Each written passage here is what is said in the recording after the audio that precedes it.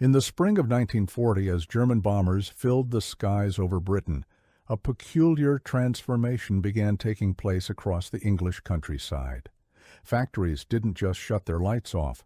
Entire neighborhoods seemed to vanish. Roads disappeared into thin air, and in their place appeared farms, fields, and forests that had never existed before. This wasn't magic. It was something far more sophisticated. It was a psychological weapon that would not only help win the war, but would continue to protect people and property more than 80 years later, in ways its creators never imagined.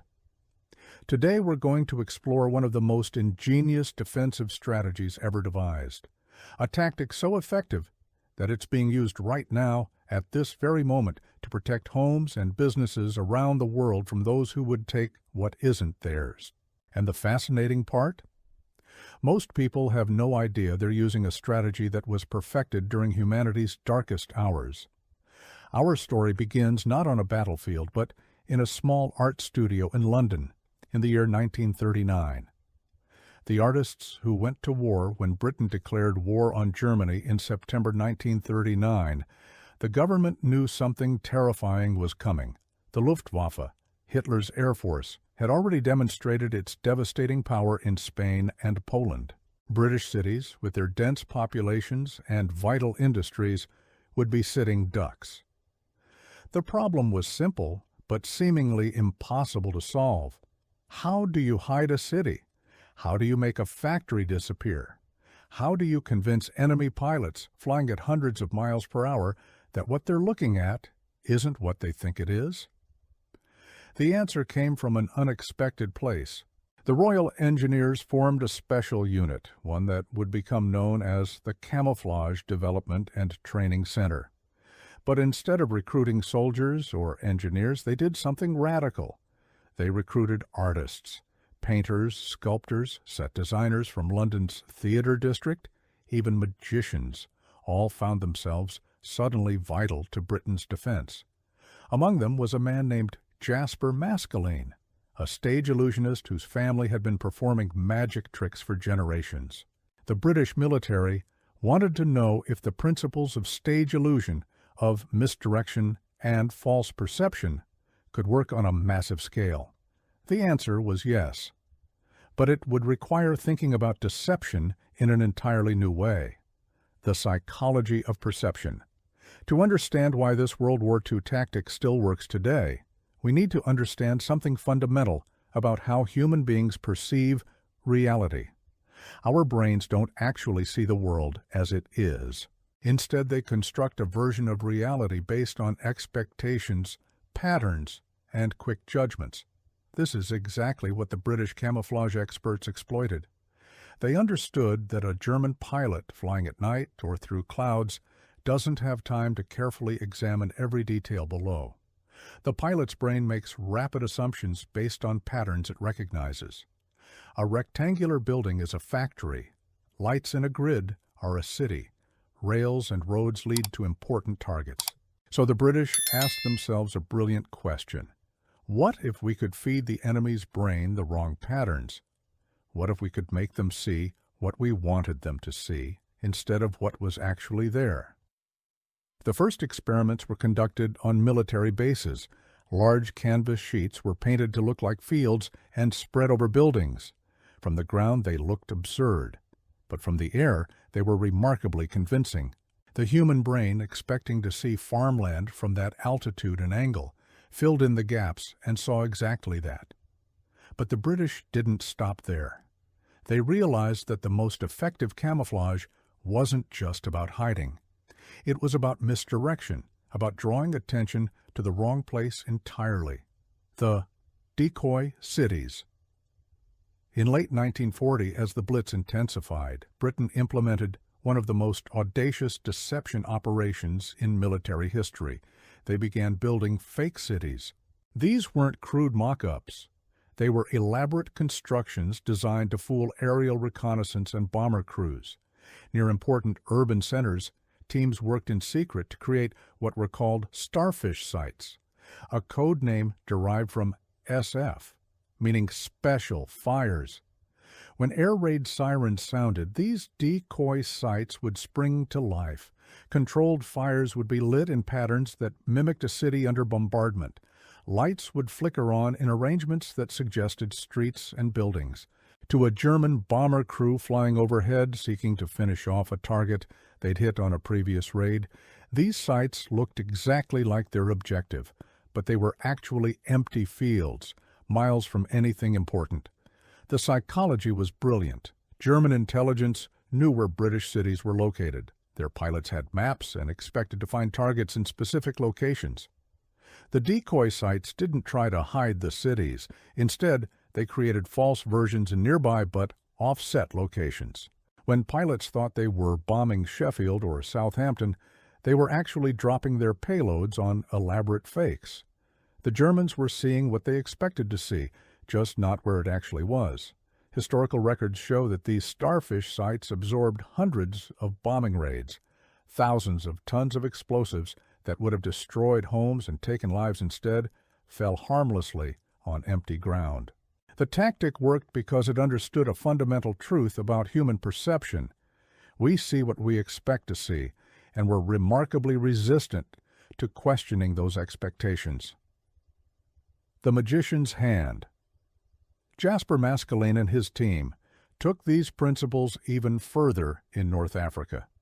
In the desert campaign against Rommel's Afrika Korps, Maskelyne was tasked with hiding the preparations for the Battle of El Alamein. One of the war's crucial turning points, the challenge was enormous. General Montgomery was assembling thousands of tanks, vehicles, and artillery pieces for a major offensive. In the flat, open desert, there was nowhere to hide such a massive force. Aerial reconnaissance would spot them immediately, and the Germans would know exactly where the attack was coming from. Maskelyne's solution was pure misdirection, the same principle used by stage magicians for centuries. You don't hide the coin, you make the audience look at your other hand. His team built hundreds of fake tanks out of wood and canvas. These decoys were positioned in the south, far from where the real attack would come. But here's the brilliant part.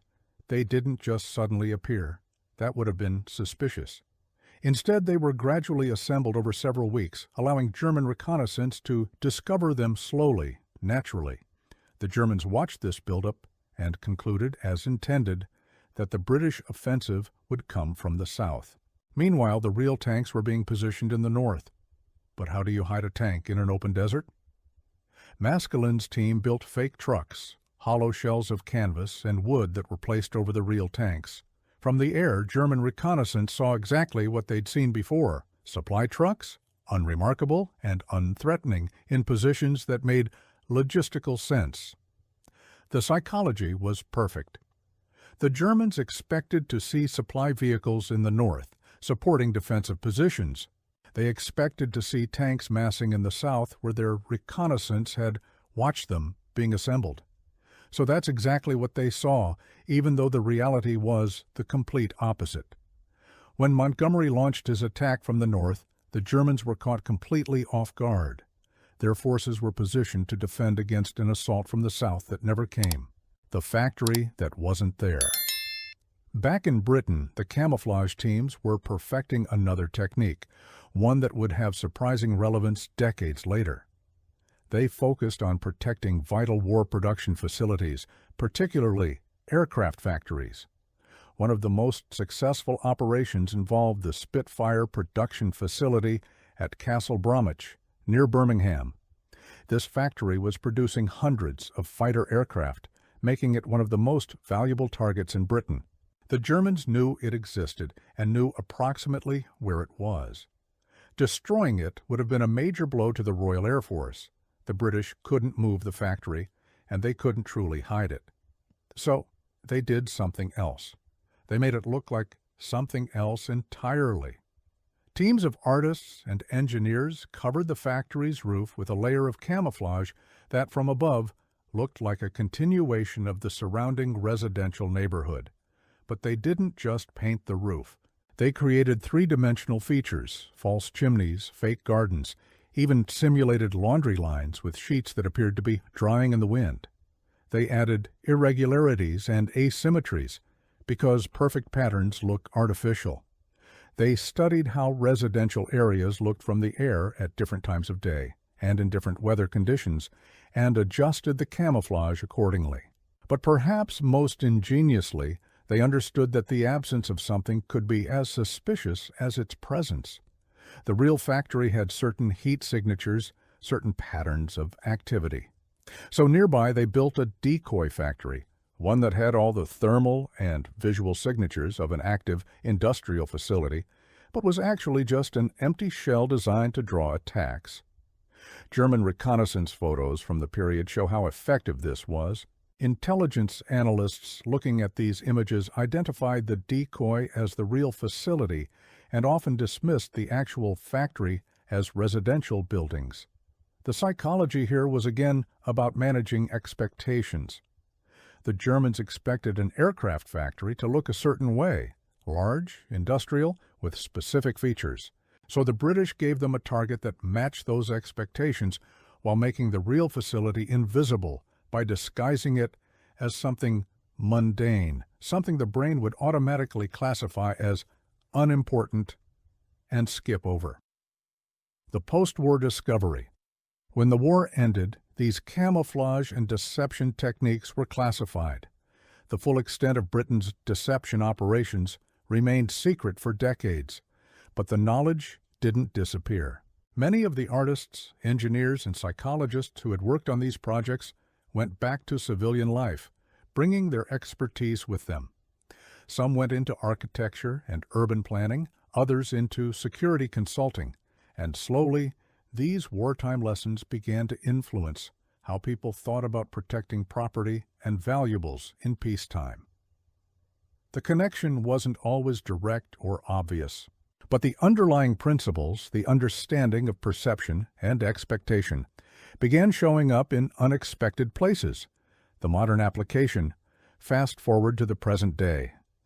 Across the world, homeowners, businesses, and security professionals are using techniques that would be immediately recognizable to those World War II camouflage experts, often without realizing where these ideas originated.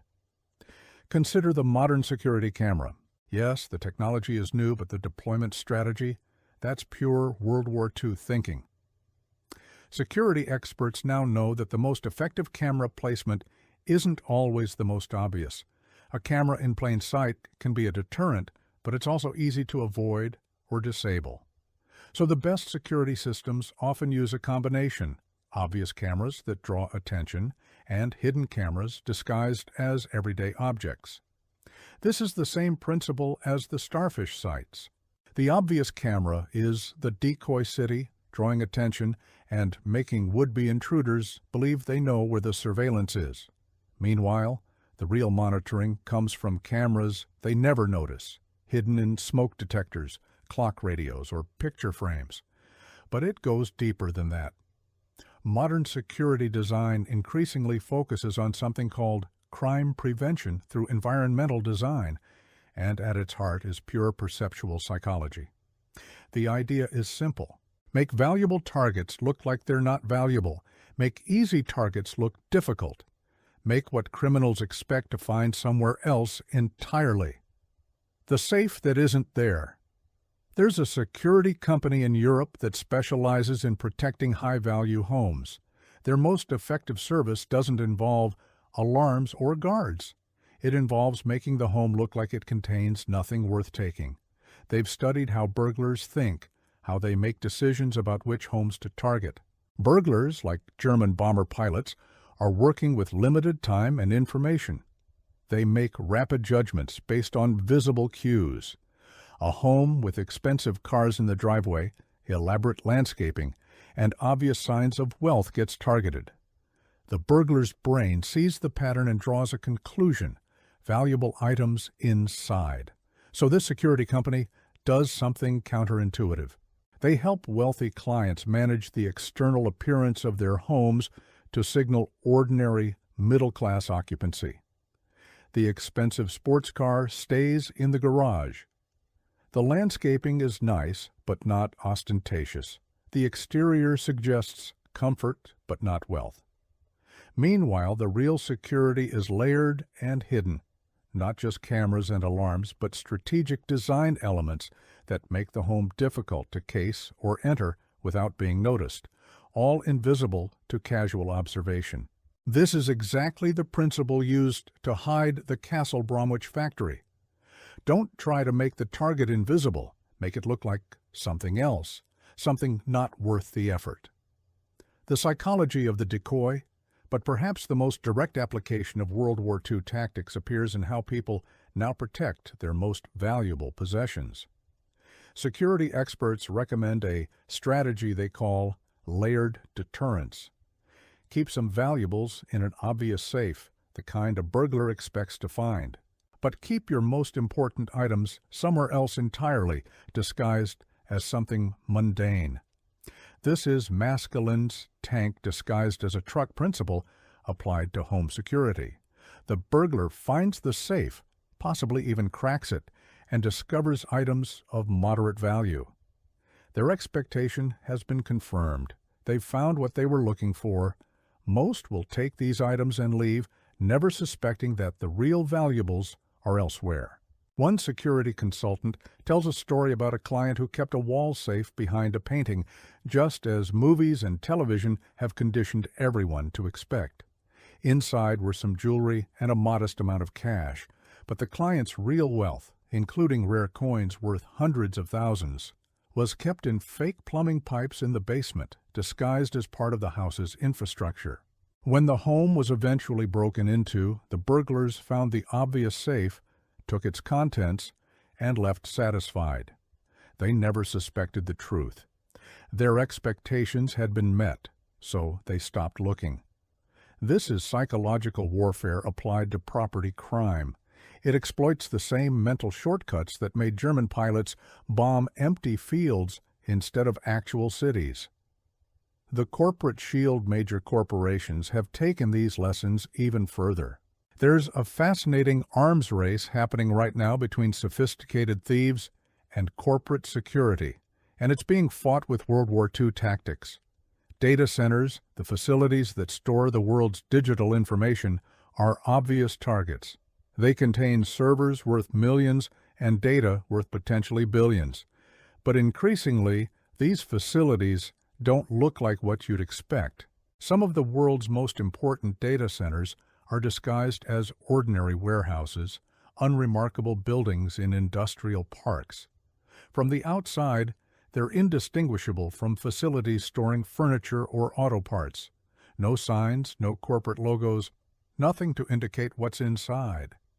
But nearby there might be an impressive building with the company's name prominently displayed, featuring all the security theater that draws attention, gates, cameras, guards. This building handles administrative work, maybe some minor operations, but nothing critical. This is the starfish site strategy applied to the digital age. The impressive, obvious facility is the decoy. It's where potential threats focus their attention. Meanwhile, the real operation runs invisibly nearby. The psychology is identical to what worked in 1940. People, including criminals, see what they expect to see. An important company should have an impressive headquarters, so security experts give them one, just not where the actual important work happens. The vulnerability of expectation. What makes all these tactics work, whether in 1943 or today, is a fundamental quirk of human cognition. Our brains are pattern-matching machines optimized for speed over accuracy. In most situations, this serves us well.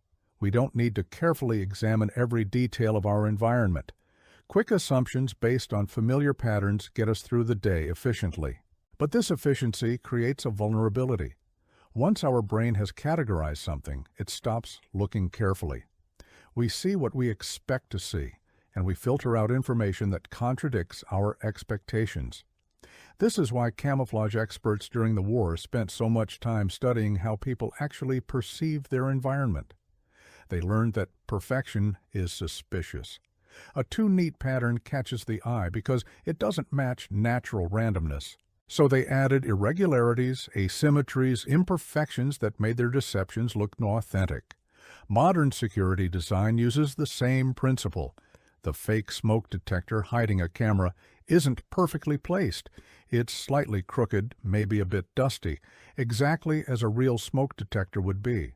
Perfect placement would trigger a subconscious alert that something was off. The safe hidden behind a painting isn't completely hidden. It's meant to be found, eventually, because finding what you expect to find satisfies the brain's pattern-matching drive and stops the search. The evolution of deception. What's fascinating is how these tactics have evolved and spread far beyond their original military context. The principles have been applied to everything from protecting intellectual property to preventing shoplifting. Retail stores now use techniques that Jasper Maskelyne would recognize immediately. Expensive merchandise isn't always kept in the most secure-looking areas.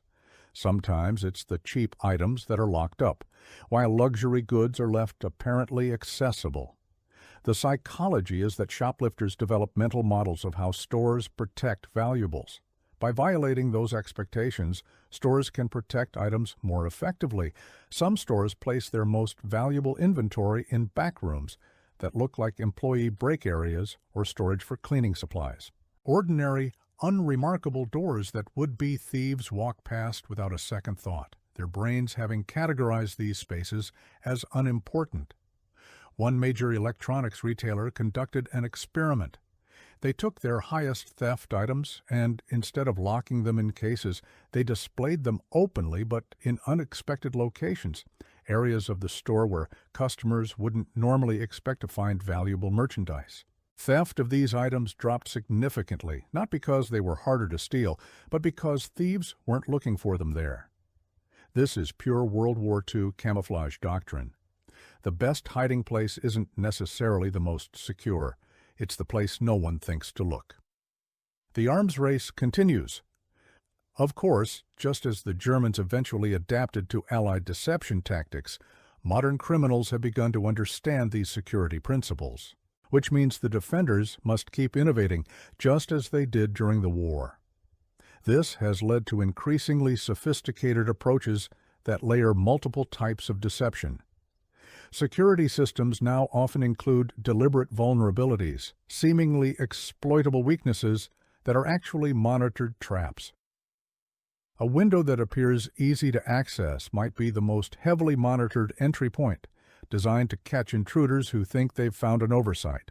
This is reminiscent of the double-cross system used by British intelligence during the war, where captured German spies were turned and fed false information that was deliberately crafted to seem believable, including admitting to small truths to make the larger lies more convincing. Modern security consultants talk about the same principle. Your security system should have apparent weaknesses because a system with no visible vulnerabilities looks suspicious. But those weaknesses should be intentional, monitored, and used to channel potential threats into areas where they can be detected or deterred. The psychological dimension. What all of this reveals is something profound about security.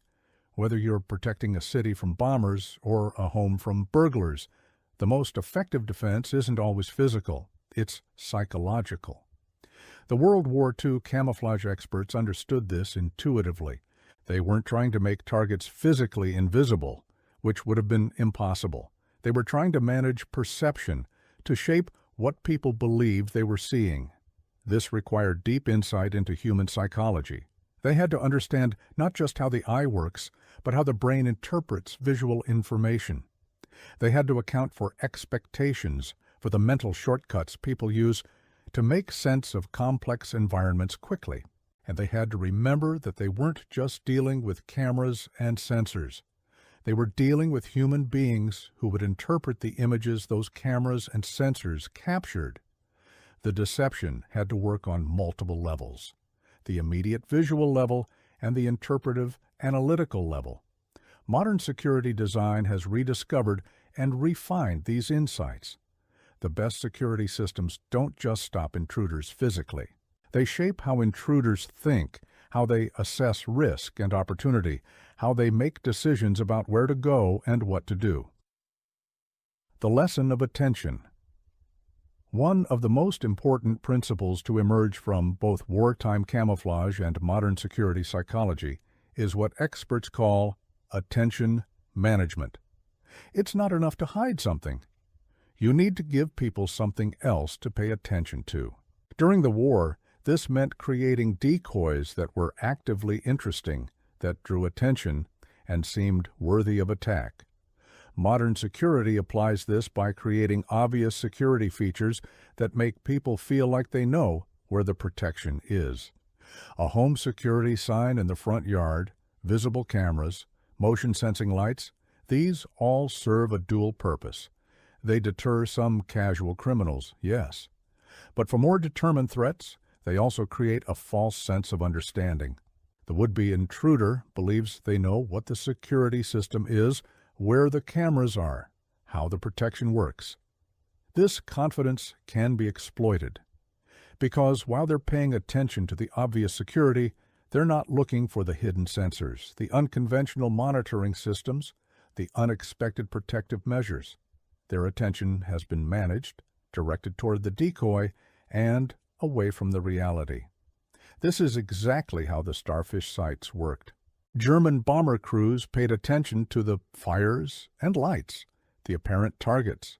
They didn't question whether what they were seeing was real, because it matched their expectations perfectly and occupied their full attention during the brief, high-stress minutes of a bombing run. The digital age application. In recent years, these principles have found new application in cybersecurity, creating a full-circle moment. The digital equivalent of those World War II deception tactics is now protecting data and systems from virtual intruders. Cybersecurity experts use what they call honeypots, systems that appear to be vulnerable targets, but are actually monitored traps. A server might be set up to look like it contains valuable data, with apparently weak security. When hackers attack it, they believe they're stealing sensitive information, but they're actually revealing their methods and locations while taking worthless decoy data. This is the digital version of the decoy factory. Make the fake target look real and attractive, and threats will focus on it instead of searching for the genuine assets. Some companies even create entire fake networks, elaborate constructions that mimic their real infrastructure but contain nothing of value. Sophisticated attackers who penetrate the first layer of security find themselves in a carefully constructed false environment, never realizing they haven't actually breached the real system. The psychology is identical to what worked in North Africa in 1942. Show people what they expect to see, make it convincing enough to withstand scrutiny, and they'll accept it as reality. The ethical dimension. It's worth pausing to consider the ethical implications of these tactics. Deception, even in service of legitimate defense, raises questions. Is it right to deliberately mislead people, even people with harmful intentions?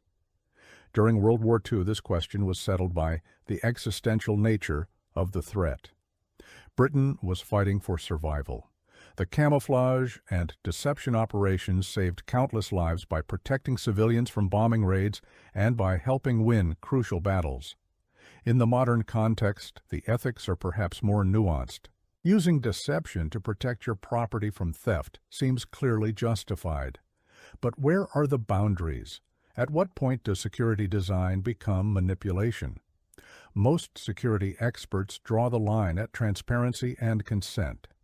Using hidden cameras in your own home to catch intruders is acceptable. Using them to spy on guests or employees crosses ethical lines. Creating decoys to protect your valuables is smart. Creating fake emergencies or hazards to deter intruders could cause harm and is generally considered unacceptable. The principle seems to be that defensive deception, tactics that protect without actively harming others, falls within ethical bounds. Deception that could endanger people, even people with bad intentions, requires much more careful consideration. The future of protective deception. As we look forward, it's clear that these World War II-derived tactics will continue to evolve. Artificial intelligence and machine learning are creating new possibilities for both security and deception. AI systems can now monitor environments and automatically adjust security measures based on detected threats, much like those World War II decoy sites that activated when bombers approached. But they can do it with far more sophistication, creating dynamic, responsive security that adapts in real time. Imagine a security system that can recognize when someone is casing a property and automatically adjust what's visible, creating the appearance of higher security or lower value, depending on which would be more deterrent in that specific situation. Or digital security systems that can recognize attack patterns and automatically deploy convincing decoys tailored to what the specific attacker appears to be seeking. These aren't science fiction scenarios. They're developments already underway, all building on principles established more than 80 years ago by artists and magicians working to protect Britain from the Luftwaffe, the human element. But for all the technological advancement, the core insight remains unchanged. Security is fundamentally about understanding human psychology. The most sophisticated sensors and the strongest locks can be overcome by someone sufficiently motivated and skilled. True security comes from shaping how potential threats think and make decisions. This is why the World War II tactics remain relevant. They weren't about specific technologies. They were about understanding perception, expectation, and decision-making under pressure and limited information. These aspects of human psychology haven't changed. A burglar today makes decisions using the same cognitive shortcuts as a German bomber pilot in 1941. They observe, they form quick judgments based on patterns and expectations, and they act on those judgments. By understanding and managing those judgments, we can influence their behavior without them even realizing it. The personal application. So, how can an ordinary person apply these principles? You don't need to hire a security consultant or install elaborate systems to benefit from these World War II-derived tactics. The first step is managing external appearances. Consider what your home signals to someone evaluating it as a potential target. Expensive items visible through windows, packages left on the porch, patterns of absence, these all provide information. Managing what information you make available shapes how potential threats assess your home. The second step is strategic inconsistency. Don't make everything valuable equally protected. Have obvious security in some places, which serves as both deterrent and decoy. But protect your most valuable items in unexpected ways and places. The third step is thinking like the opposition. Where would you look if you were searching your own home? What would catch your attention? What would you assume was valuable or easy to access? Use those insights to guide your protective measures. And finally, remember that the goal isn't perfect security, which is impossible. The goal is to make your property less attractive and more difficult than alternatives. Criminals, like bomber pilots, have limited time and resources. If you can make them believe the effort won't be worth the reward or that the risk is too high, they'll likely move on to easier targets. The broader lesson. Stepping back from specific security applications, there's a broader lesson in this World War II story. The most effective solutions often come from unexpected places. Britain's camouflage breakthrough came from recruiting artists and magicians, people who thought about perception and deception in ways that traditional military minds didn't. This cross-pollination of ideas, bringing expertise from one domain to solve problems in another, has driven innovation throughout history. The World War II camouflage experts borrowed from stage magic, visual arts, and psychology. Modern security borrows from all of that, plus insights from behavioral economics, cognitive science, and game theory. The lesson is that when facing difficult problems, look for insights in unexpected places. The solution to protecting a factory might come from understanding how a magician performs a card trick. The key to preventing theft might be found in studying how bomber pilots made split-second targeting decisions. The continuing legacy. Today, if you walk through London or visit sites that were crucial to Britain's war effort, you might not see any obvious traces of the massive camouflage and deception operations that once protected them. The fake buildings, the painted canvases, the elaborate decoys, all of that physical infrastructure is long gone. But the ideas, the understanding of perception and psychology that made those operations effective, those have endured. They've spread far beyond their military origins, influencing how we think about security, privacy, and protection in countless contexts. Every time someone uses a dummy camera as a visible deterrent while hiding real cameras elsewhere, they're applying principles perfected in World War II.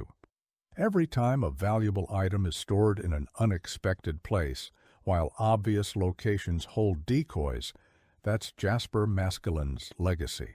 Every time security design focuses on managing perception rather than just physical barriers, that's the camouflage expert's influence. In a very real sense, those artists and magicians who served Britain in its darkest hour continue to protect people today, their insights passed down and refined through generations of security professionals who may not even know the historical origins of the tactics they employ. The human mind as battlefield. What makes this story so compelling is what it reveals about the human mind.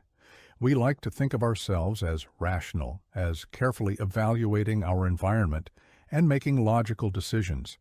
But the truth is that most of our thinking is rapid, automatic, and based on pattern matching. This isn't a flaw.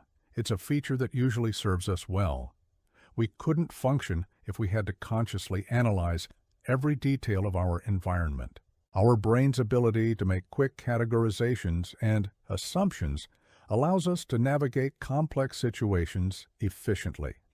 But this efficiency creates exploitable vulnerabilities.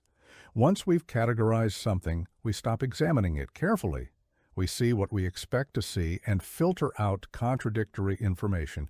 This is why disguise works, why camouflage works, why deception of all kinds can be so effective. The World War II camouflage experts were among the first to understand and systematically exploit this on a large scale. They created an applied science of deception, experimenting, measuring results, and refining their techniques. The knowledge they generated didn't just help win the war, it changed how we understand human perception and how we can shape it. The art and science of deception. There's an interesting tension in these tactics between art and science. The camouflage operations required rigorous scientific testing. Engineers measured visibility from different altitudes and angles. Psychologists studied how people perceived patterns and made judgments. Statisticians analyzed the effectiveness of different approaches. But they also required artistic sensibility. Scientists could measure whether something was visible, but artists understood why something looked real or fake. They knew how light fell on different surfaces, how textures and shadows created depth and dimension, how small details made the difference between convincing and unconvincing. This combination of art and science remains central to modern security design. Technology provides capabilities and data, but human insight and creativity determine how to use them effectively. The best security systems are works of art as much as engineering, carefully crafted to shape perception and behavior. The weight of history. As we near the end of our story, it's worth reflecting on the weight of history these tactics carry. They were developed during a period of unprecedented crisis, refined through trial and error when failure meant death and destruction. The people who created them were fighting for the survival of their civilization. That context gave their work an intensity and urgency that drove innovation. They couldn't afford to fail, couldn't accept conventional wisdom if it wasn't working. They had to think creatively, take risks, and constantly adapt. The fact that their innovations remain relevant 8 decades later, that the core principles they established continue to protect people and property today, speaks to how fundamental their insights were. They weren't just solving immediate tactical problems. They were discovering deep truths about human perception and psychology, truths that transcend any particular time or technology. Looking forward, learning from the past. As we face new security challenges in an increasingly complex and connected world, the lessons from World War II camouflage and deception operations remain surprisingly applicable. The specifics change, the technologies evolve, but the fundamental challenge stays the same: how to protect what's valuable from those who would take or destroy it. The answer, as those wartime artists and magicians discovered, isn't just about physical barriers or advanced technology. It's about understanding how people think, how they make decisions, how they perceive and interpret their environment. It's about recognizing that the human mind, for all its remarkable capabilities, has predictable patterns and exploitable shortcuts. This understanding allows us to create security that works with human psychology rather than against it. We can make protection more effective not by making it stronger, but by making it smarter. By shaping what potential threats believe they see, what they think they understand, we can influence their behavior in ways they never realize. The World War II camouflage experts proved this was possible. They showed that a painted canvas could be as effective as a concrete bunker, that misdirection could be as valuable as armor, that understanding your enemy's mind could be the most powerful weapon of all. Their legacy continues not just in security applications, but in how we think about problem-solving itself. They demonstrated the value of unconventional thinking, of bringing together diverse expertise, of being willing to question assumptions and try radical approaches. The final deception. There's one final twist to this story, one last layer of deception that brings everything full circle. By now, you might be thinking about how to apply these tactics, how to better protect your home or business using World War II-derived strategies. But here's what the best security experts know. The most effective security is the kind that nobody knows about. Not just hidden cameras or secret safes, but entire approaches and strategies that remain unknown. By sharing some of these tactics, we've potentially reduced their effectiveness. Awareness of a deception technique can neutralize it. This is the eternal challenge of security. The more widely known a tactic becomes, the less effective it is against sophisticated threats. So the real question becomes, what tactics are still secret? What modern applications of World War II principles are being used right now that we don't know about? What innovations have security professionals developed that they're carefully not publicizing? The camouflage experts of World War II kept their methods classified for decades after the war ended. Modern security professionals do the same. The techniques we've discussed are relatively well known, published in security journals and textbooks.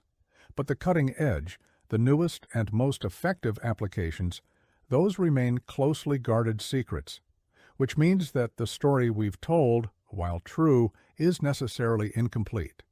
We've explored the history and the principles, looked at known applications and acknowledged tactics. But the full story of how World War II psychological warfare continues to protect people and property today. That story remains classified, hidden behind layers of professional discretion and competitive advantage. And perhaps that's fitting. After all, the whole point of these tactics is that they work best when the target doesn't know they're being used. The most successful deception is the one that's never detected.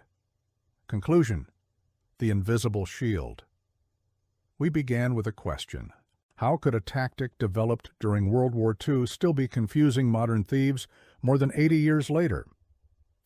The answer, as we've discovered, is that the tactic isn't really about any specific technology or method. It's about understanding human psychology, about recognizing and exploiting the gap between perception and reality. German bomber pilots saw cities that weren't there and missed factories hidden in plain sight because their brains were making quick assumptions based on expectations. Modern criminals fall for the same types of deceptions because human cognition hasn't fundamentally changed.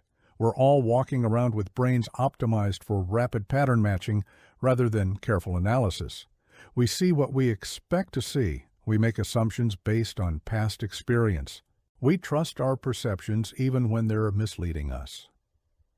The World War II camouflage and deception experts were among the first to understand this systematically and to exploit it at scale. They created an invisible shield around Britain, one made not of steel and concrete, but of psychology and perception. That shield saved countless lives during the war. Today, versions of that same shield protect homes, businesses, and data around the world. The specific implementations have evolved with technology and society, but the core principle remains unchanged. The best protection is the kind the threat never recognizes as protection at all. So the next time you notice a security camera, pause and consider. Is that camera the real security, or is it the decoy? Is what you're seeing actually what you think you're seeing, or have your expectations and assumptions led you to a carefully constructed false conclusion? Chances are you'll never know for certain, and that uncertainty, that gap between what you perceive and what's real, is exactly where the most effective security operates. It's the invisible shield forged in the desperate circumstances of World War II, refined through decades of application, and still protecting us today in ways we rarely recognize and often never suspect. The artists, magicians, and engineers who created Britain's camouflage operations would probably be amazed to learn how far their ideas have spread, how many contexts they've been applied to, how fundamentally they've influenced modern thinking about security and protection. But they might not be surprised that the tactics still work. After all, they understood something timeless about human nature. And human nature, for all our technological progress, remains remarkably constant. We're still pattern-matching creatures, still prone to seeing what we expect to see, still vulnerable to well-crafted deceptions. That vulnerability made us targets during the war. Today, that same understanding makes us safer, protected by invisible shields we rarely notice and often never suspect exist. And perhaps the greatest testament to the success of these tactics is this. Even after learning about them, even after understanding the principles and seeing the applications, we still can't be certain when they're being used on us. The deception remains effective, even when we know it exists. That's the true genius of what those World War II pioneers created. Not just a specific trick or technique, but a way of thinking about security and protection that remains relevant and effective no matter how much we know about it. An invisible shield that continues to protect us generation after generation, built on insights discovered in humanity's darkest hours and refined through decades of peacetime application. The secret World War II psychological tactic that confuses modern thieves isn't really secret at all. We've just told you all about it. But knowing about it doesn't make you immune to it, and that might be the most remarkable thing about it.